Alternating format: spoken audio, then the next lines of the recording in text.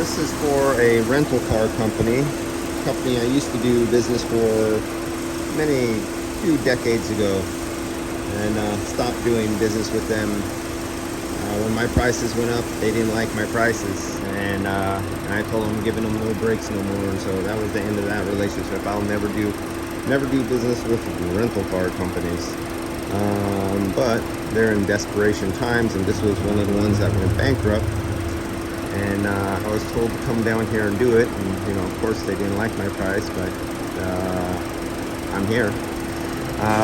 So I don't like 39 degrees subcooling.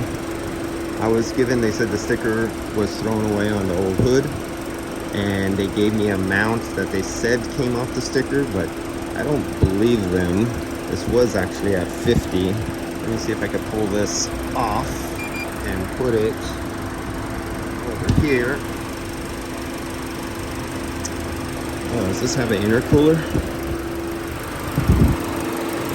Yes, it does. And let me get this over here.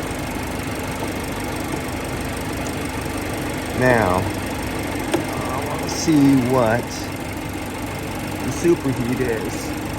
I'm curious. And boy, this sure dropped quality. Oh my god, the repair on that is horrible.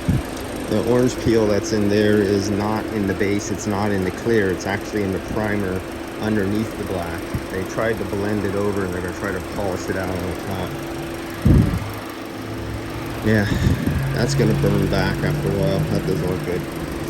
So, I used to know this certain rental car company used to have high standards, and I asked, I go, this is that certain rental car? And he goes, yep. I go, man, have they dropped their standards since after the flu epidemic shut down? I think. He goes, standards? They don't have no standards. They have negative standards now. Yeah, you see this? Okay. Now, you know how factories do not give specs, and I won't tell people what specs are on vehicles because they're different on different manufacturers and types of air conditioning center, and the manufacturers who produced a certain compressor and fan and condenser combinations. I'm going to tell you, this 3.8 superheat is not correct for this vehicle. That 38 subcooling I had, and you notice I'm using one because I did not find my other ones. I have a whole box of brand new ones in a box somewhere. I didn't find my temperature things, and I burnt the other one and ruined the wire, and so it doesn't take temperature. So I just switched it from one side to the other just for this video. But yeah, 3.8 to 5 superheat, and it was 38 and up to 50.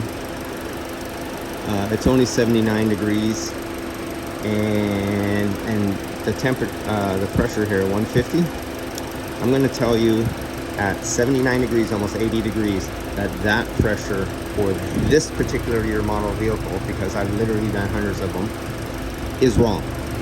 And that the amount of refrigerant that he gave me, he said is for this vehicle, is wrong.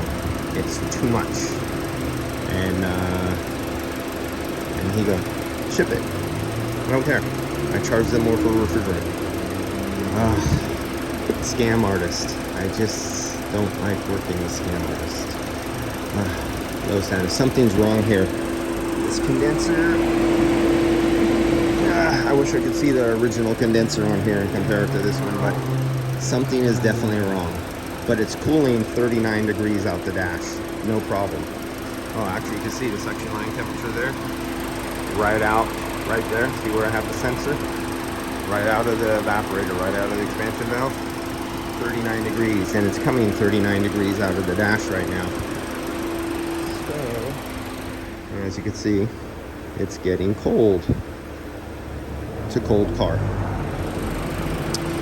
But if you do business for rental car companies, they're sub-quality, sub-car, sub-everything. Everything to do with rental or fleets is always like subpar usually. Alright, that's it for this one. Yeah, this one, no.